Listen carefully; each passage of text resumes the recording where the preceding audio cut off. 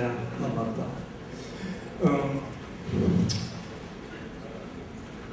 Šeit vienmēr tas liekas, žurnālistiem ir tāds, ka valsts iestādēm jātaupa, un tas man saistās tādiem padomu laikiem, ka ekonomika jābūt ekonomiskai, tā arī valsts iestādē jātaupa, bet, labi, tādēļ arī, teiksim, man šai brīdī interesē zinām mērā šī ažiotāža, ja, jo tas jau kas notika un kas tagad, teiksim, par ko es stāstu, tā ir pagātne. Tas ir 2002. 6. gads un kaut kas tāds. Nevis tikko mēs izveidojam kaut ko smuku, skaistu. Ja. Bet, labi, tas bija tāda līriska atkāpe, bet, par to, ko mēs izmantojam un kas mums, ar ko mēs varam, kas ir aģentūra, ko nodarbojās aģentūra, tad valsts ir daudz aģentūras, mēs esam viena no viņām, ja, un tas mums ir 28 pakalpojumi.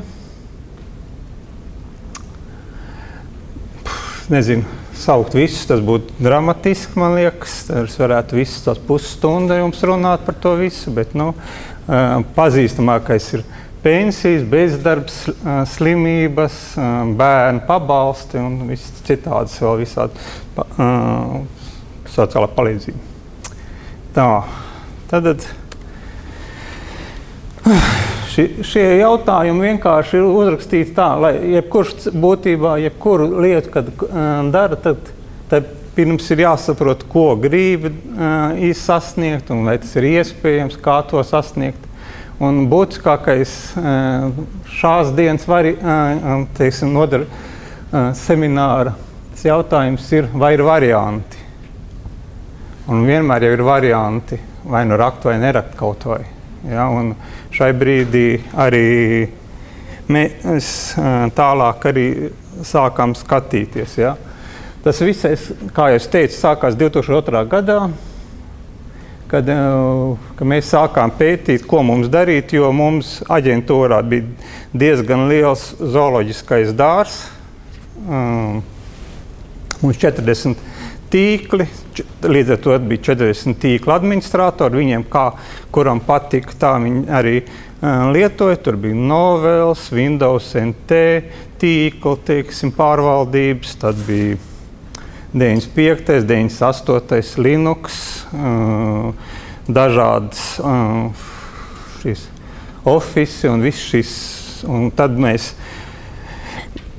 bija jāsaprot, kā mums to visu pārvaldīt, jo tas pārāk liels zooloģiskais dārzs un kaut ko tomēr bija jāmaina. Un tad es nācu pirms tam no privātas struktūras, es izmantoju to, ka privātas struktūras ļoti mīl reklamēt savus produktus. Ja? Un es palūdzu vienam Linux speciālistam un Microsoftam. Šīm Linux speciālistam bija IT centrs, Agras Krusts, kuriem izveidot savu piedāvājumu vienu uz Linux bāzes un otru uz Microsoft bāzes, ko viņi var piedāvāt operētāju sistēmām, ko izvēlēties.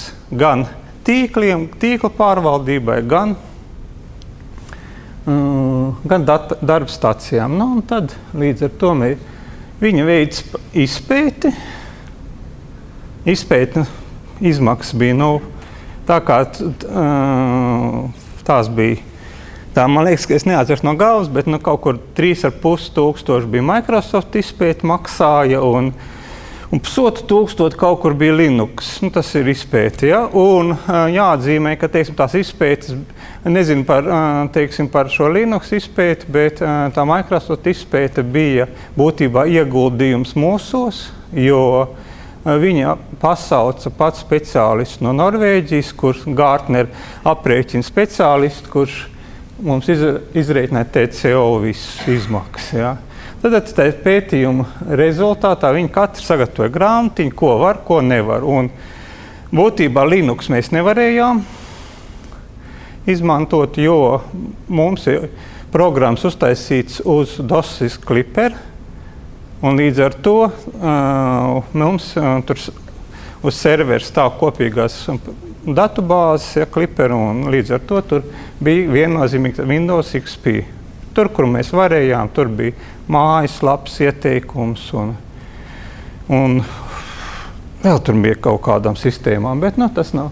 Tur Linux, ja, tur mēs tam aizgājām, un pārējais bija Windows XP risinājums, kur aprakstīt, kādus labumus ir, un tur jau gāja plašāk ne tikai darba stacijās, bet arī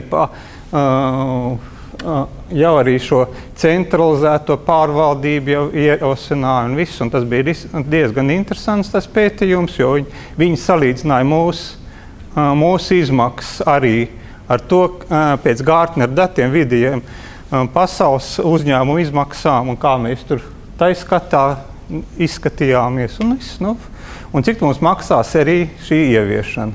Tas viss, teiksim, kad izpēti tika veikti, tad mēs arī pieņēmām lēmumu un arī to lēmumu arī konsekventi ievērojam, ka, teiksim, ka mēs ejam uz šo vienoto vidi un, teiksim, uz tiem standartiem. Un, protams, arī tie labumi, ko mums pateica, kad viens ir standardizēti, vienkāršāk pārvaldāmi un arī samazināt darbinieku skaitu. Jo mums tajā brīdī bija katrā nodaļā, kā es teicu, pa tīkla administratoram. Un pie reizes, tā kā mums tajā laikā arī, tāpat kā daudzās valsts iestādēs, šīs komerciāli licenzēts bija tāda pelēkā zona, teiksim tā, ne visi bija tā skaisti legāli, ja, tad bija jāpieņem lēmums, ko mēs darām ar ofisiem, un tajā brīdī mums ar naudas nebija tik daudz, lai mēs visu uzreiz varētu legalizēt, nopirkt visiem Microsoft Office, tad mēs apskatījāmies Open Office, īpaši, kad daļā jau kaut kur nodaļās jau bija, tad tas ir viens iemesls. Otrs, kad mums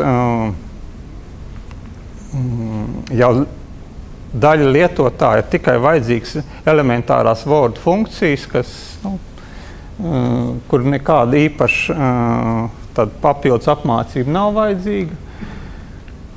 Līdz ar to mēs pieņēmām lēmumu, ka mēs iepērkam tikai 400 Microsoft un 800 liekam Open Office. Tad tie bija vienīgie, teiksim, tā kā mums jau bija tie tīkla administratori uz vietām, tad mēs arī uzdevām visiem tīkla administratoriem uzlikt šos ofisus vienu. Un, ja gadījumā nepieciešams sniegt atbalstu lietotāju apmācībā, ja, tur, teiksim, cik katrs bija šis administrators godprātīgs, tik tā arī izpildīja un teiksim, tāds, kad kaut kas, kādas problēmas, teiksim, ja es atgriežos pie jautājuma, vai ir problēmas, tad nezinu. Mums reģistrēt, man liekas, uz Open Office, ka mēs 6. gadā ieviesām helpdesk sistēmu. Tur, man liekas, ir viena problēma vai kaut kā, un tā pat arī nav nekāda saistīta, teiksim, tāda ar kādu, teiksim, Office problēmu, bet kaut kas bija lietotājs kaut ko tur neprata. Tā kā problēmas nezinu. Var jau būt, kad ir, bet līdz mums neatnāk līdz helpdeskam, jā, teiksim tā. Tā, un vienīgais, ko mēs izdevām, jā, es neatceros, cik tās naudas arī izdevām, par latviešu valodas pareizrakstību, pareizrakstības atbalsta līdzekli, kur šos latviešu vārdus pareizrakstīja, pārbaudīja programmiņas atbalstu, ja būtībā, nevis tā programmiņa jau bija gatava pirms tam, bet atbalstu, tur mēs, man liekas, es neatceros, cik tas bija līgums, zem 5,000, bet cik 2,500 neatceros. Jā. Tā, tas ir tas, ko mēs ņēmām, ieviesām, tā kā šitien ir.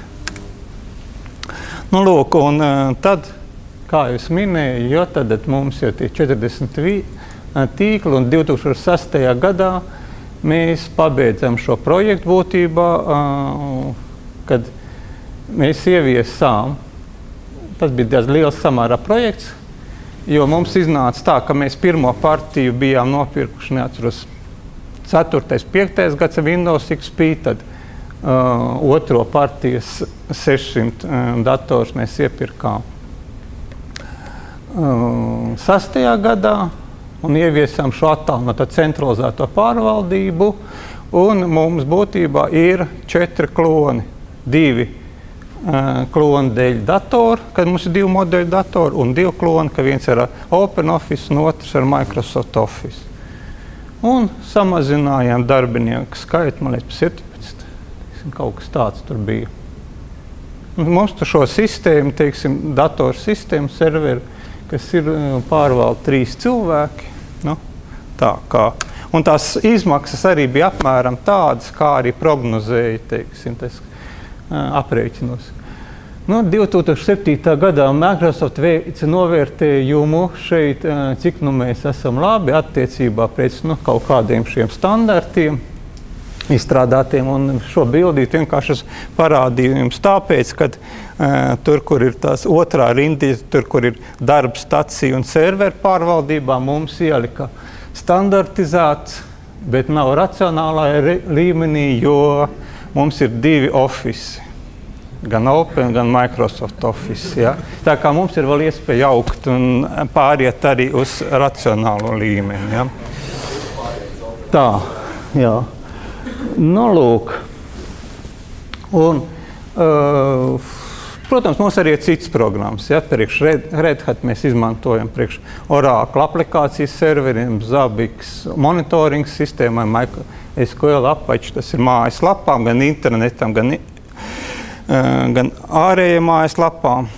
Nu, protams, ir arī citas, bet tas ir, teiksim, man liekas, ka visās organizācijās ir kādas gan jau. Nu, nākotnes plāni, ja mēs tagad skatāmies tā, kad viens ir, mums ir paredzēts sākt izstrādāt pakalpojumu sistēmu. Un būtībā šai brīdī jāpieņem lēmums par to, kāda ir tā vide, kurā mēs viņu izveidosim. Tas ir šā gada beigas, nākošā gada sākums. Arhitektūras būtībā lēmums. Nu, un otrs, tāds lielāks darbības, ja, kas ir, ka mums jau, es tā rēķinu, ka mums varētu mūsu ražošanas sistēma, kur bāzējās uz Clipper datubāzi, varētu būt nomainīt 11. gadā, un līdz ar to tad varētu parādīties šis jautājums. Vēl vienreiz jāizskata jautājums par operētāju sistēmu. Protams, arī tā kā mums ir Office nopirkts, un es neesmu pārliecināts, ka 11. gadā viņš vēl strādās, ja, tad, strādāt viņš strādās, bet vai, teiksim, viņš atbildīs mūsu vajadzību. Tas jāizskata jautājums. Un, protams, arī tolīt saistītais jautājums par latviskošanas sistēmu. Ja. To mēs pašlaik tildes izmantojam. Un, ja mēs skatāmies par šo pakalpojumu, ja, it kā jau mums ir tā sistēma, ko mēs izstrādājam, tā pamatražošanas sistēma ir SAIS, sociālās apdrošināšanas informācijas sistēma.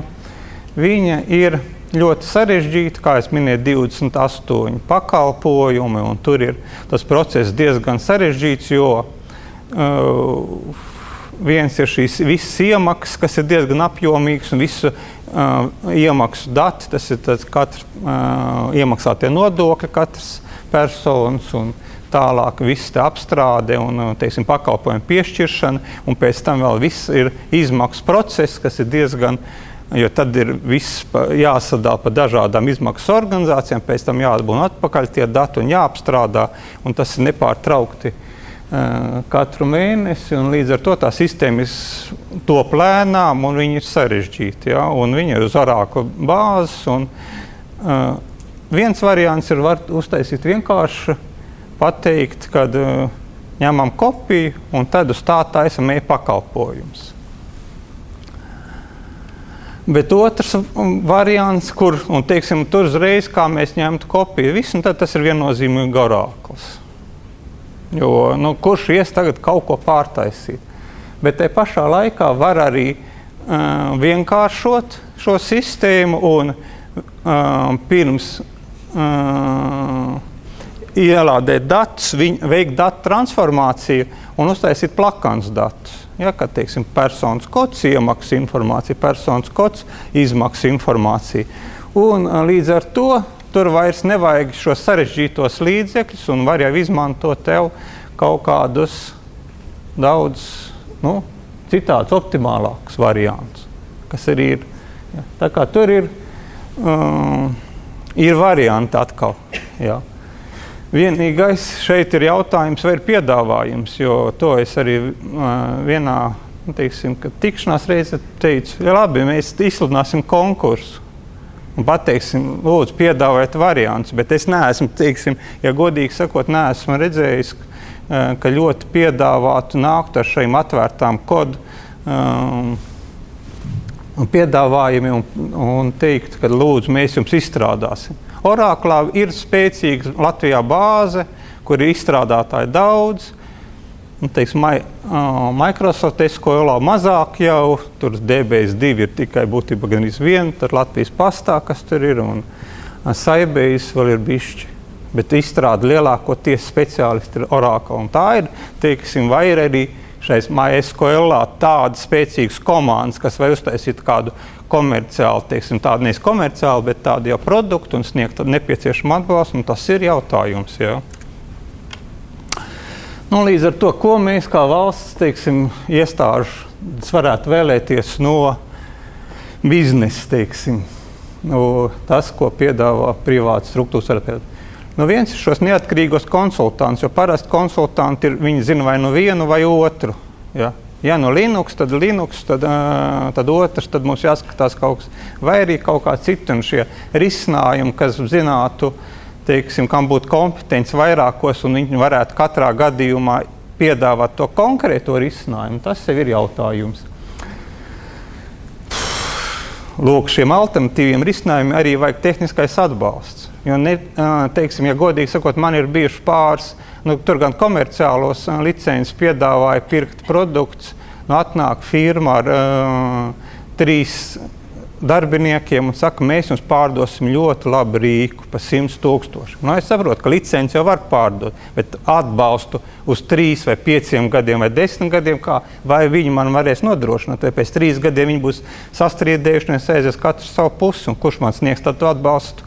Ja. Šis ir tas būtisks jautājums, ka man vajag šo atbalstu un viņu kvalitatīvu un profesionāli. Šeit neiet runa par naudu, bet ir par šo kompetenci un ilglaicību. Ja. Un tas, ko es minēju, ka mums vajag šos dažādos izstrādātājus, jo pašlaik tas tikai Oracles, gan arī, ko var viegli, ka izsludina Oracle, tad tur vēl var kompetenci dabūt. Un vēl viena tāda vēlme ir, ka derētu kādu pieredzi centru, kur varētu jau redzēt tos dažādos risinājumus un arī pamēģināt, vai manas programmatūras iet uz tiem risinājumiem. Jo vienmēr jau viss saka, viss strādā, bet kā pamēģina uz reālo vidi, tad izrādās, ka tur ir tādi elementi. Un vai arī tad, ka jāveic tādas izpētes darbi, tā kā, kā mums, aicinājām speciālistu, taisījām vides, un viņi tur pētīja, ņēmās, un tad mums jāiegulda, nevis šeit laikā valsts iestādē jāiegulda, nevis biznesam. Ja, un tad parādās tas, ka valsts nodarbojas ne ar to, ko vajag. Un vēl tās vēlmes vairāk ir tāds, ka viens ir, kā jau minēju, tieši ir šie datu formāti. Es neminēšu šai brīdī to smago jautājumu ar valsts arhīvu, kur es saprotu, ka tur, ja ir valsts iestādes darbinieki, tas reiz sapratīs, par ko es runāju, un labi, to jautājumu neatradīsim. Bet šai brīdī ir diezgan daudz dokumentu, kuros tiek jau minēti datu formāti, kā datus uzglabāt vai arī kā datiem apmainīties, un ja tur neapskata tos dažādos variantus un šīs iespējas, bet viennozīmīgi aiziet uz kaut kādu vienu konkrētu formātu, tad var gadīties, ka tikai viena komerc struktūras interesēs tas viss parādās. Jau. Nu, nākošais tāds jautājums, ko es tā aicinātu līdz šim ir, tagad pašlaik, man liekas, kaut kad pēdējā gada laikā ir tā, ka valsts slikti, privātie labi, un viss tikai, kad es gan domāju, ka gan viens, gan otrs nevar iztikt bez savstarpēju, un var minēt gan labus valsts piemērs, gan arī slikts valsts piemērs, tāpēc ir privāto struktūru, teiksim, pakalpojums var minēt labus un sliktus, jā. Kaut gan es, ja tā kā es kļuvu par ITD vadītāju FSA, tur bija tāds komerc struktūras uzreiz taisīt tāds telefonu zvanus, ja? Ko jūs domājat par tādām firmām? Nu tā, it kā no aptaujas, bet es jau saprotu, ka tas no privātas struktūrām zvana, kā es par viņiem domāju. Un tad es būtībā atbildēju, ka es nevaru nevienā Latvijas IT firma iedot 10 punktus.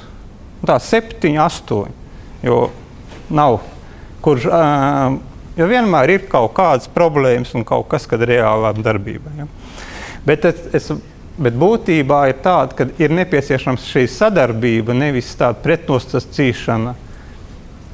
Un nākošais jautājums, kad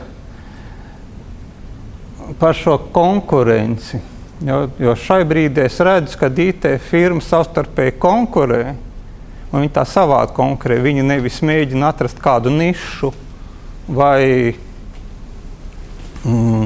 kādu labāku pakalpojumu, bet viņi vienkārši, tā rupi sakot, izčakarēt otru biznesu. Tas ir galvenais, ja? Iepirkumi, lai nav, un lai tur, teiksim, ja ne man, tad arī partneri, tādai citai struktūrai nav, un līdz ar to, neko labu tas tai biznesā, IT sfērā neienes. Tad vienīgais tagad, kad būs jāsaīsina tās finanses, ja, tad jau IT joma viena no tām, kas cietīs un saīsinās, jo tas ir diezgan liels finanses uzturēšanai, un tad tur varētu tas iespēja saprast, un tad līdz ar to konkurence varētu mazināties. Ja. Ja mēs runājam par šo ekonomiku, ja, tad ļoti būtisks, manuprāt, ir jautājums par to, ka nemaksā daudzreiz. Mums ir pašlaik tāds interesants, līdz šim pieredze ir, kad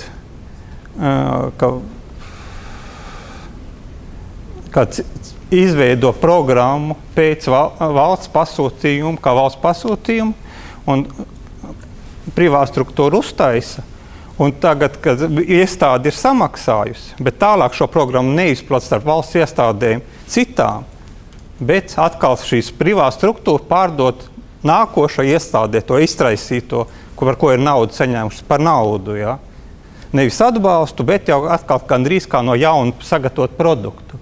Un tas ir viens tāds moments, un otrs ir, teiksim, labi, mums ir 5 grāmatvedības sistēmas, kā piemēri tikai. 5 grāmatvedības sistēmas, kuras dažādas firmas ir nopirkuši. Ja? Un tagad nāk likumdošanas izmaiņas par ierēģiem, vienalga par ko. Un tagad visās 5 IT cilvēku uzreiz gatavo izmaiņas. Ja? Nevis nodarbojas ar to, ka kaut ko jaunu uztaisītu, bet mēģina uzturēt un pielabot veco. Un mēs valsts organizācijas tik maksā katra. Cik maksā šīs vienādās programmas, ko katra iestāde maksā. Un es saprotu, lielajā organizācijā vēl tur šīs izmaiņas, tur 5000 vēl nekas, bet ja 5000 jāsamaksā šai 5 cilvēku struktūrai vai tur 10 cilvēku struktūrai, tas ir diezgan izmaksas. Tā kā te ir diezgan daudz jautājumu, ko par šo daudzreiz maksāšanas variantiem, ja, tas, ko var ļoti pārdomāt. Bet, protams, es neesmu, optimists, ka tūlīt visi ieviesīs, jo tur ir pirmkārt jābūt struktūrai, kas to visu pārvaldīs, kas plānos, kas budžetēs un visu to. Un pašlaik ir tā, kā mums ir šo ministriju sadalījums, ka ministrija katra atbild par budžetiem, un viņš tiek budžets tiek konsolidēts, ja, nevis tā skatīts neministrija līmenī, līdz ar to neviens neorganizēs, un tas tā arī paliks tā paša, tā ideja līmenī, ja, bet, idejiski jau būtu labi, skaisti mums būtu viena grāmatvedības sistēma, un visas organizācijas varētu to lietot. Tā. Paldies!